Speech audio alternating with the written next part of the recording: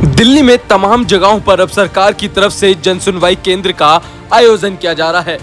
ऐसे में यहाँ के एसडीएम, डीएम, विधायक, निगम पार्षद और कई बड़े अधिकारी मौजूद हैं। दिल्ली में अब नई योजना के तहत आपकी जो भी समस्याएं हैं वो अब आपके द्वार पर होंगी। और ऐसे में ये दिल्ली सरकार की नई योजना है कि जिसमें जहां पर भी लोग होंगे उनके द्वार पर सभी बड़े अधिकारी मौजूद होंगे और आप अपनी समस्याओं को उनके सामने रख सकते हैं।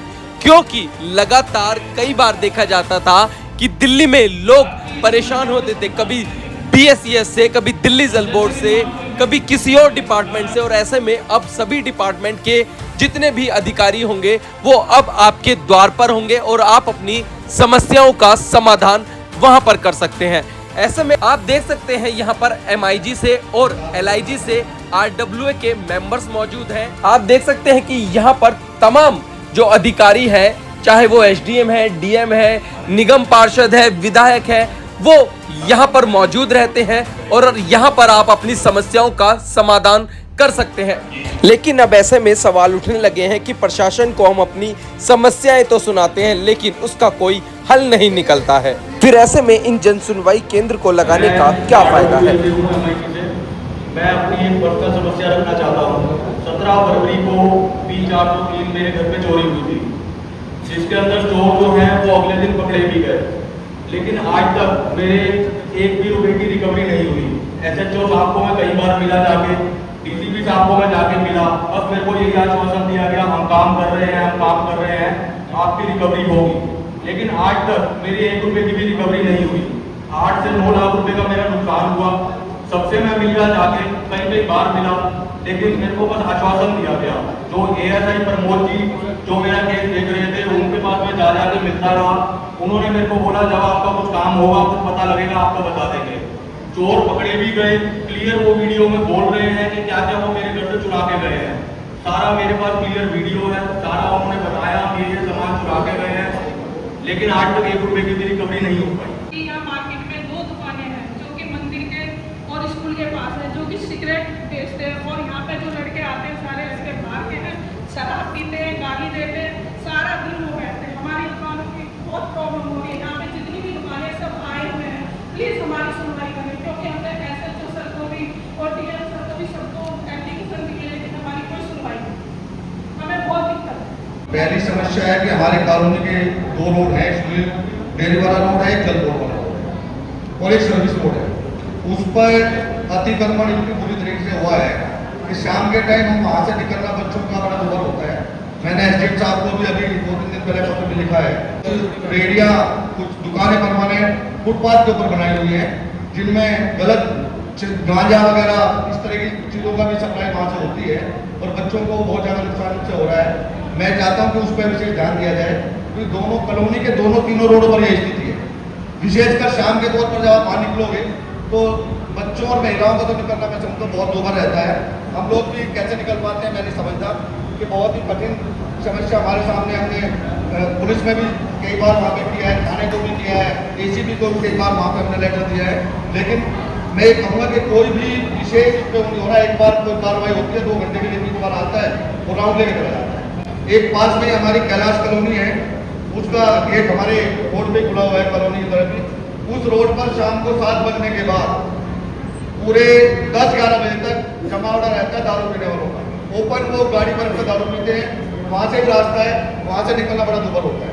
तो मेरा निवेदन है कि अतिक्रमण जो हुआ है, चारों तरफ अतिक्रमण हो रखा है, कुछ गांजा, सिगरेट, शराब सब लोग वहाँ पर करते हैं खुला से, उसको रोका जाए। हमारी विशेष समस्या है ये सभी कॉलोनियों का विषय है। वैसे तो मैं ये कहना और जानना चाहता हूँ कि पिछले कुछ दिनों पहले हमारे विधायक जी ने विधानसभा में एक मुद्दा उठाया था लोनी रोड चौड़ा करने का। क्या इस लोनी रोड चौड़ा करने की दिशा में कोई कदम हमारे एसडीएम साहब द्वारा, डीएम साहब द्वारा उठाए जा रहे हैं?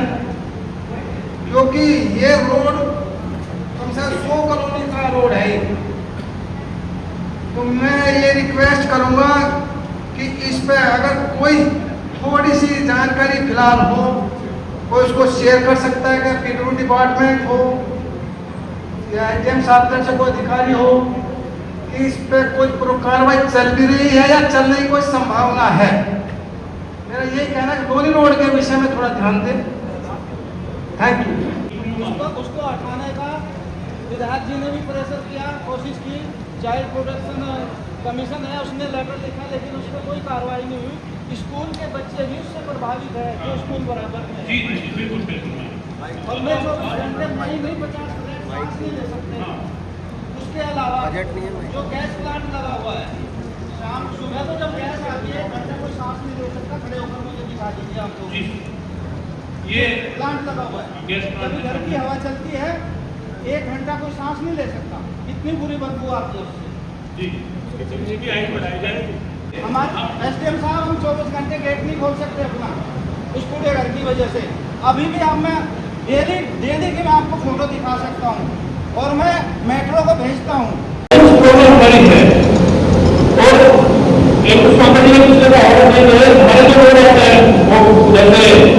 हमारी जो मेन रोड है उससे जो व्यक्ति हमारे होते हैं वहाँ पर झुकी है, और झुकी जो गाँव के लिए है, किसी को एक घोड़ा बनाया हुआ है, केवल एक ग्रंथ मिला जा रहा है उसके उत्पादन से, वहाँ पर नशे का व्यापार, सिगरेट और क्या क्या वो चीजें सारी वहाँ शराब और नशा का कितने पदार्थ कर सकते हैं वो टोटल शेयर हो गया। वो मैं उससे अगर करा रहा हूँ, और थोड़ा सा हमारी जो रोड है इसमें जो ये फॉरेस्ट वाले होंगे देखो पेड़ों की छुटाई बहुत आवश्यक है। बिजली वाले हैं उसका लाइट भी नहीं है, लाइटिंग की बहुत बड़ी समस्या वहाँ पर है, और नई पेड़ की छुटाई वहाँ पर हो रही है तो बहुत स्ट्रेस बहुत है। कई बार होता है कि कहीं से बात कर रहे हैं तो हमारा एक रुपये इतना देर लगता है कि अंदर खोलने से आते हैं रोड से हिम्मत नहीं करते हमारे पास, इतना देर वहाँ पर लगता है। तो जो नर्कोटिक्स है वहाँ पर ट्रेनिंग हो रही है, प्लीज इस बात जरूर ध्यान दें। और मैं कोरोना से संबंधित जो हमारे RWA ने जो लेटर तैयार किया है तो सर आपको ब्रीफ करा दूँ।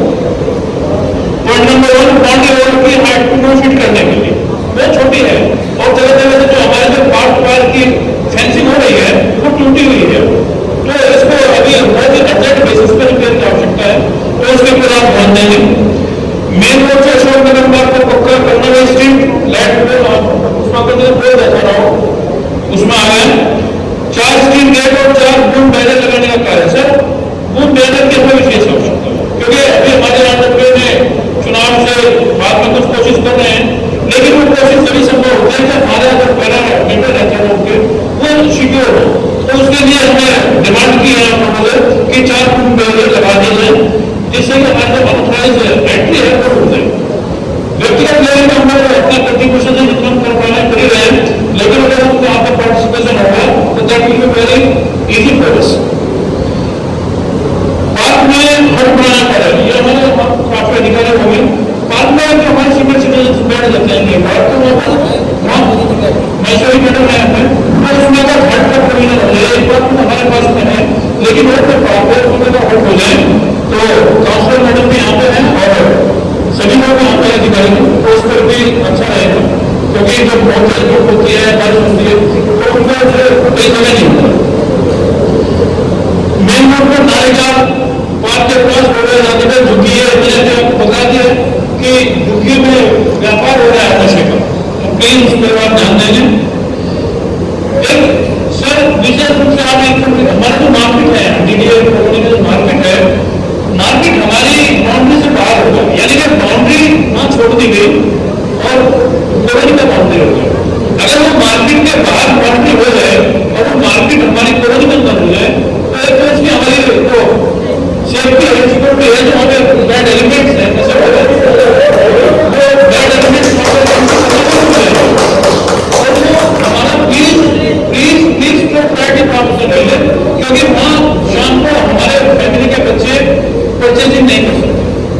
इतना बुरा हाल है, वहाँ पर 50 बच्चे शराब और सिगरेट और इसमें की प्रॉब्लम चलती रहती है। ये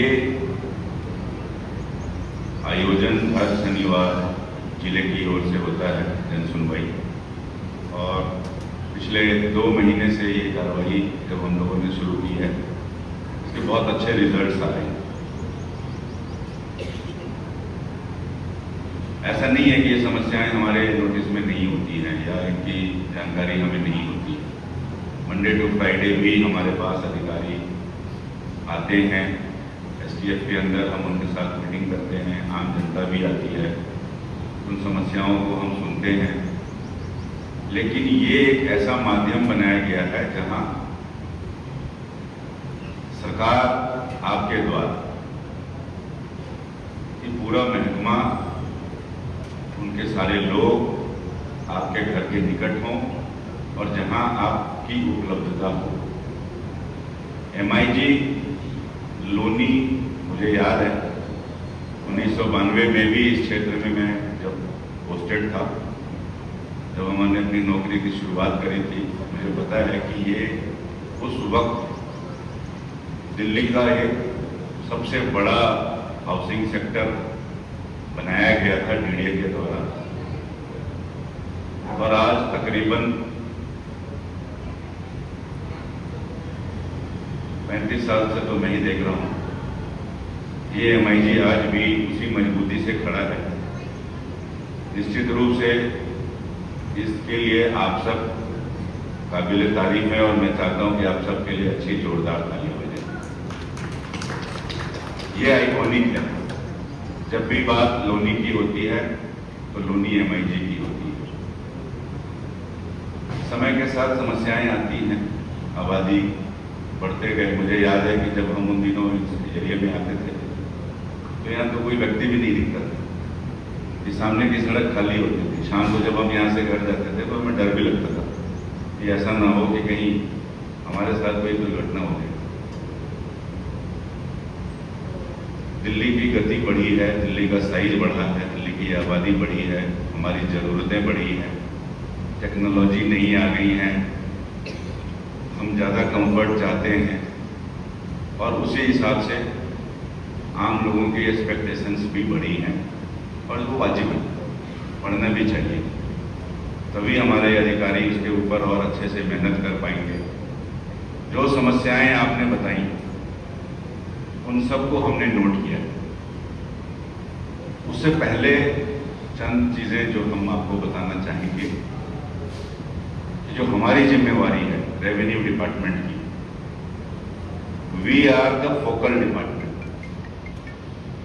यानी कि इस जिले के अंदर जो भी विभिन्न विभागों के बीच तालमेल की जरूरत है, जो विभिन्न समस्याओं को निपटाने की और उसको कोऑर्डिनेट करने की जरूरत है, वो काम रेवेन्यू के पास होता है।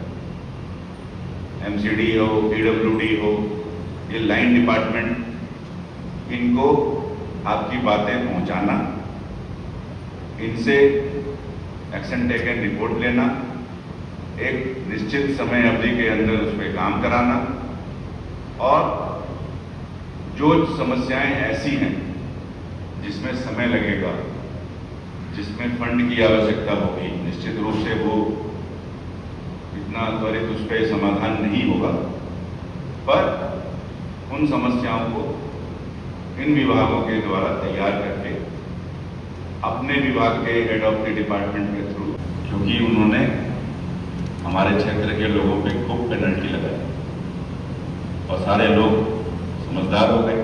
अब हर घर में ड्राई और वेट का कूड़ा होता है, प्लास्टिक का रखा जाता है।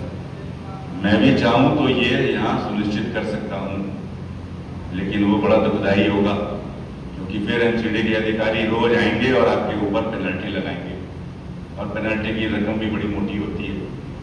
इसलिए अभी हम उस मोड पे नहीं जा रहे। अभी हम चाहते हैं कि जानकारी लोगों में ज़्यादा हो और लोग स्वेच्छा से ही हमें सहयोग दें। अगर समय ऐसा आएगा कि सहयोग में कमी होगी तो अधिकारी को ये अधिकार होगा कि वो अपने कार्रवाई के अंतर्गत जो भी आवश्यक है वो कार्रवाई करे। समस्याएं तो अनेक हैं, लेकिन अभी हमने जो PWD के नाले आप देख ही रहे हैं कि कुछ साफ हुए हैं, लेकिन कुछ अभी साफ होने के लिए मैंने अभी SDM सर से भी कहा कि कुछ नाले अभी जो है अच्छी तरह से साफ हो जाए। जैसे ज्योति नर्सिंग होम के सामने वाला नाला है और उसके जल बोर्ड के बराबर वाला जो नाला है वो अच्छी तरह से साफ हो जाएगा। तो अभी जब बारिश होगी तो यहाँ पर पानी नहीं भरेगा और पानी की समस्या समस्या जो कि विकट समस्या है, गंदा पानी आ रहा है और कई जगह तो पानी आ ही नहीं रहा है। तो इसकी की तरफ मैंने विधायक जी से भी कहा है और हम जल्दी ही इसका संज्ञान लेने वाले हैं, करने वाले हैं इसके लिए। और कुछ जो पेड़ हैं उनको तो हमने काफ़ी पेड़ छटवाए भी थे। ये देख लो, पिछली बार मैंने इतना कहने के बाद अपनी बार ये जो है पहली बार कई सालों में हुआ है कि LIG MIG में पेड़ जो है वो कटे। काफ़ी कहने के बाद ये परमिशन मिली, लेकिन जो फॉरेस्ट वाले हैं वो भी थोड़ा सा ध्यान दें। तो ये जो रोडें हैं ये साफ हो, इसकी पेड़ जो है इसकी छटाई हो जाएगी। तो जो लाइट है, इतनी हाई मार्क्स लाइटें वगैरह जो हमने सांसद कोटे से लगवाई थी, उसका बेनिफिट भी लोगों को नहीं मिल पा रहा, तो थोड़ा सा उसकी तरफ ध्यान दिया जाए तो ये बहुत अच्छा रहेगा। और ये समस्या तो ज़्यादातर यही थी कि भाई नाले साफ हो जाए, पानी की समस्या जो है वो हो जाए। और मैं SHO जो है अपनी ज्योति नगर के हैं उनसे जाकर के मिलूंगी। और जो आप कह रहे हो कि नशे का जो काम यहाँ पर चल रहा है उसको एक तरफ मैं संज्ञान जल्दी ही लूँगी कि ऐसा यहाँ पर हो रहा है, तो जल्दी ही हम इस पर कार्रवाई करेंगे। देखो जी, सुनवाई तो उन्होंने मैंने बोला है, नहीं सुनना ना सुनना वो उनके ऊपर डिपेंड है। अब ये देखो, तो क्या समस्याएं थी आपकी? समस्या यही है कि हमारी मार्केट में दुकानें हैं और वहाँ पे बाहर के लड़के आते हैं जो सिगरेट पीते हैं, शराब पीते हैं, गाली गलौज करके सारे टाइम बैठे रहते हैं। हमारे कस्टमर आने बिल्कुल बंद हो गए हैं। 2 दुकानें जिनसे सबको प्रॉब्लम है और कोई सुनवाई नहीं है। SHO सर के पास हम चले गए, DC सर को हमने बुला लिया, लेकिन कोई सुनवाई नहीं। हमारा बीट जो वाला है वो भी नहीं आता। मतलब पुलिस की तरफ से कोई सुनवाई नहीं है आपको? आपने यहाँ के काउंसलर की बात करी कभी किसी से? काउंसलर से कोई बात नहीं करी, कभी बात नहीं हुई? ठीक है सर, क्या समस्याएं थी आपकी? सर जी, जो मार्केट में गुंडागर्दी है, शाम को लड़के आते हैं बाहर से, नशा करते हैं, दारू पीते हैं और वे उनको हमने पुलिस में भी कंप्लेंट करी, काउंसलर को भी करी है, कोई सुनवाई नहीं हुई। मारपीट भी होली, पुलिस कॉल भी होली, लेकिन आज तक कोई कार्रवाई नहीं हुई। और वहाँ पे अवैध पार्किंग हो रही है वहाँ पे। और एक हमारी 5 साल पहले LIG फ्लैट की पानी की लाइन चेंज हुई थी और हमने वो कंप्लेंट 20 दफ़े कर लिया, MLA साहब को, निगम पार्षद साहब को, सबको, आज AGM साहब को भी करी है। हमारा बहुत MIG में गंदा पानी आ रहा है, हमारी भी पानी की लाइन चेंज की जाए। और हम 1 साल से रिक्वेस्ट कर रहे हैं, अभी तक कोई सुनवाई नहीं हुई है, लेकिन हमें उम्मीद है कि AGM साहब अब हो सकता है हमारी सुनवाई हो जाए। ज्यादा हम करते हैं तो वो लड़के हमारे ऊपर ही पथराव करते हैं, बोतल फेंकते हैं। अच्छा, जिनकी आपने शिकायत की है वही आप पर पथराव करते हैं? तो आपने इसकी कंप्लेंट दी थी आगे? हाँ, 112 नंबर पर पुलिस आती है, वो भाग जाते हैं। वो भाग जाते हैं। उसके बाद कोई बीट अफसर कोई आता है? आपने DCP साहब से भी इसकी शिकायत की थी? इस पर कोई कार्रवाई नहीं हुई अभी तक? क्या कहेंगे आप? ये हमारी MIG मार्केट में शॉप है, हम लोग इतने परेशान हैं, हम दुकान कम चलाते हैं, लड़कों को ज़्यादा भगाते हैं। ये पूरा कंपाउंड नशे का अड्डा बना हुआ है। अच्छा। और इसकी सुनवाई हमने जगह जगह करी है, लेकिन कोई भी हमारे पास अभी संज्ञान नहीं लिया गया। आज आपने शिकायत की है जन सुनवाई केंद्र? हाँ, शिकायत करी है। तो क्या आश्वासन दिया गया है? उम्मीद है कि आगे कुछ भविष्य में होगा। तो आपने इससे पहले भी शिकायत की है पुलिस में? इससे पहले गए थे, SHO साहब के पास गए थे और ACP साहब राउंड पे आए थे, उसके बाद भी यहाँ कुछ नहीं हुआ है। नशे का अड्डा भी वैसा ही बना हुआ है।